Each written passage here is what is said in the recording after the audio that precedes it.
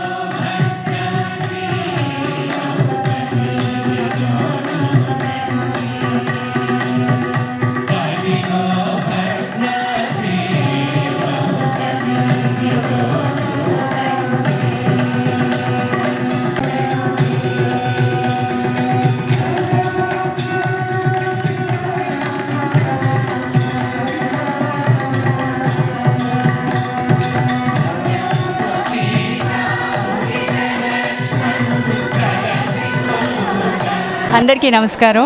ఇప్పుడు భద్రాచలంలో చిత్రకూట మండపంలో చాలా వైభవంగా 392వ భద్రాచల రామదాసు ఉత్సవము ప్రయుక్త వాగ్గేయకార ఉత్సవాలు జరుగుతున్నాయి. ఇక్కడికి అశేష భక్తులు వచ్చారు. అన్ని ప్రాంతాల నుండి చాలా వైభవంగా జరుగుతున్నాయి. ఇదన్నిటినీ మీరు లైవ్ చూసి ఆనందించవలసిందిగా కోరుతున్నాను. నమస్కారం అండి. జై శ్రీరామ్. నా పేరు లాస్య. నేను మొట్టమొదటిసారిగా ఇలా భద్రాచలం రావడం జరిగింది. నా గురువుగారి పేరు శ్రీనిధి తిరుమల. అసలు ఇలా వచ్చి మొదటిసారి దర్శనం చేసుకోవడం, ఇలా గోష్ఠి గానంలో పాల్గొనడం, రామదాసు గారి ఉత్సవాలలో పాల్గొనడం అనేది చాలా సంతోషకరంగా ఉంది. ఇంతమంది సంగీత కళాకారుల్ని చూడడము ఒక కన్నుల పండుగగా జరిగింది. చాలా అదృష్టంగా భావిస్తున్నాను. ఈ అవకాశం నాకు దొరకడం, అది ఇలాగ మొదటిసారి స్వామివారి దర్శనం నాకు లభించడం అనేది ఎన్నో జన్మల పుణ్యం. ఇది అంతా మా గురువు గారి దయేనండి. నాకు మాత్రం ఎప్పటికీ రుణపడిపోయి ఉంటాను. ఇక్కడికి నేను 10 సంవత్సరాల పైనుంచి వస్తున్నాను భద్రాచలం. ఇక్కడ వాగ్గేయకార ఉత్సవాల్లో పాల్గొనడానికి ఎన్నోసార్లు ఇక్కడ వాగ్గేయకార ఉత్సవాల్లో పాల్గొన్నాను, పాడుతున్నాను. 392వ రామదాసు గారి జయంతి జరుపుకున్నందుకు మనం ఇంత ఘనంగా ఆర్టిస్టులందరూ ఒక చోట చేరి ఇంత ఘనంగా మనందరం జరుపుకుంటున్నామంటే నిజంగా మన పూర్వజన్మ సుకృతం. ఇలా ప్రతి ఏడాది మనం జరుపుకుని మన భావితరాల వాళ్ళకి ఈ సంపదని మనం అందించాలని కోరుకుంటున్నాను. జై శ్రీరామ్.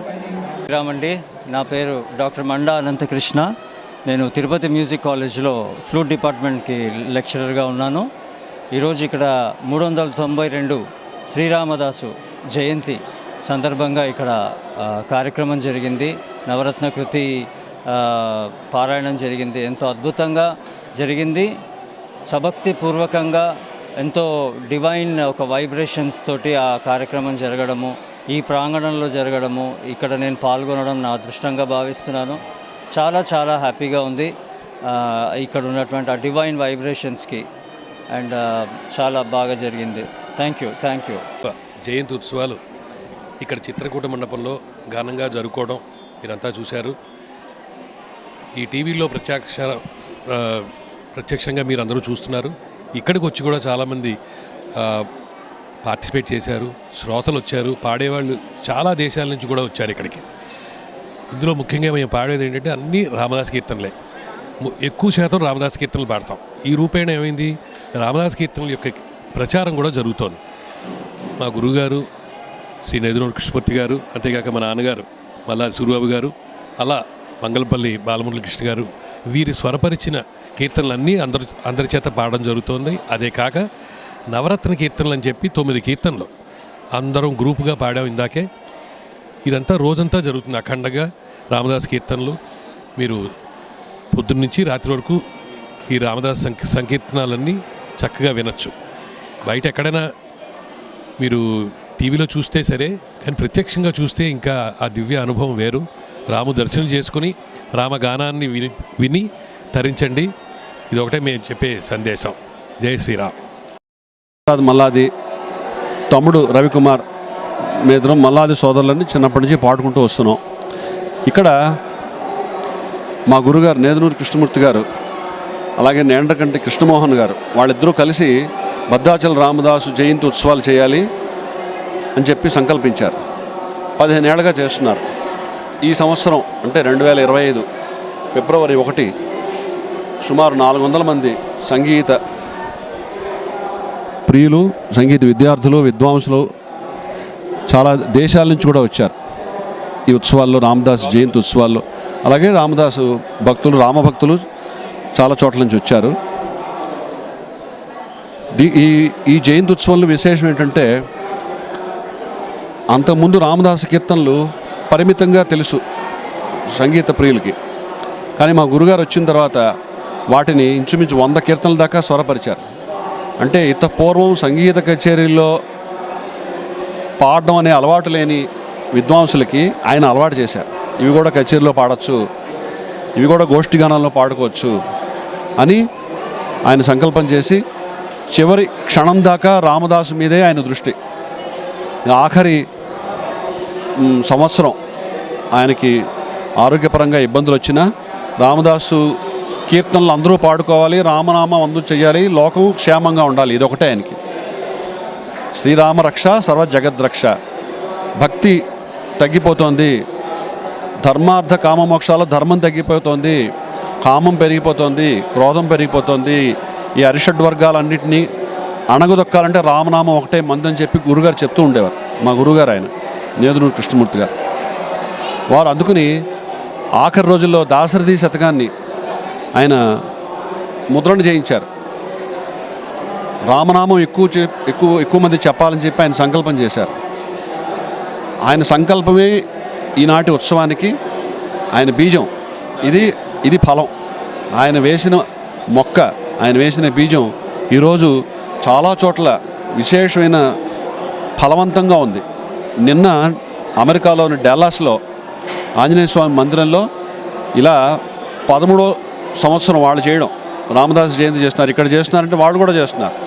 మేము చెప్పాం ఇలా గురుగారు అన్ని చోట్ల చేస్తే బాగుంటుందని కోరుకుంటున్నారు అంటే, వచ్చే సంవత్సరం నుంచి మేము చేస్తూ ఉండన్నారు. వాళ్ళు నిరాటంకంగా డాలస్ మహానగరంలో 400 మంది, ఒక 30 మంది టీచర్స్, 400 మంది పాడేవాళ్ళు అందరూ కలిపి చాలా బాగా జరిగిందని చెప్పి మెసేజ్ వచ్చింది. ఇదంతా ఏంటంటే మనం మళ్ళీ సనాతన ధర్మం అంటున్నారు కదా లోకంలో.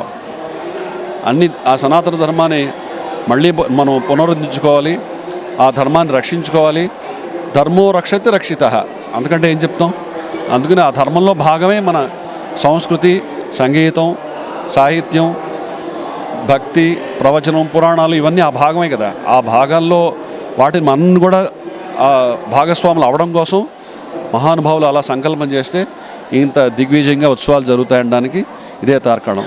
ప్రతి సంవత్సరం జరిగే ఉత్సవాలు ఇలాగే దిగ్విజయంగా శోభాయమానంగా భక్తిపూర్వకంగా నిత్యము మనం ఈ భద్రాచల రాముడిని మనం ఇంట్లో ఉన్నా ఎక్కడున్నా సరే తలుచుకునే విధానం ప్రతి సంవత్సరం మనం వచ్చి చేసుకుంటున్నాం, దర్శనం చేసుకుంటున్నాం. ఎక్కడికి వెళ్ళినా సరే ఆ రామనామం, ఆ రూపం, అవన్నీ రామనామ శ్రవణము వల్ల నామరూపమే హృదయము నిండి అన్నారు త్యాగరాజస్వామి. త్యాగరాజస్వామి కొలిచిన రామదాసు కొలిచిన భద్రగిరి త్యాగరాజస్వామికి ఈయన గురువు. ఎవరు? రామదాసు. పరోక్షంగా గురువు. ఆయన కీర్తనలు వాళ్ళ అమ్మగారు పాడుతూ ఉండేవారు. ఆ రామదాసు కీర్తనల్ని ఆయన తలుచుకుని ధీరుడవు రామదాసుని అన్నారు. ధీరుడవు రామదాసుని బంధము నువ్వు తీర్చావు కదా, తెంచావు కదా, అటువంటి ధీరుడిని రామదాసుని మనం ఈరోజు 392వ జయంతి ఉత్సవం చేసుకుంటామంటే ఆయన వైకుంఠంలో ఉండి మన గానం అంతా విని మనందరిని ఆశీర్వదించి లోకాన్ని సుభిక్షంగా ఉంచుతాడని చెప్పి, ఉండాలని చెప్పి మనందరం మనస్ఫూర్తిగా రాముడికి ప్రార్థన చేసుకుంటున్నాం.